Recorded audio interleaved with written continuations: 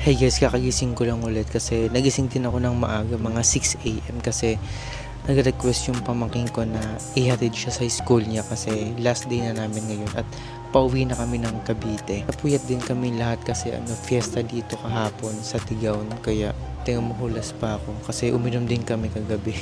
Maya-maya pauwi na kami before lunch kasi para mamayang gabi nasa Cavite na kami. Nakapag-impake na din kami para wala kami makalimutan mamaya. May paa. Pero guys, miss ko yung tinatambayan ko dito palagi. Ayan. Itong upuan na to, nakakamiss niya. Masarap tumambay dyan. Saka yung mga view dito, sobrang tahimik. Pero babalik pa naman kami dito soon. Guys, mamimiss ko yung mga banding namin dito nila Kuya Mick, ni ate, saka ni Kyra. Ayan ang feeling ko, iiyak yun mamaya si Kyra pag uwi kasi pagdating niya dito sa sa bahay nila, tahimik na talaga dito pagdating nilang tatlo. Maninibago ulit yung mga yun.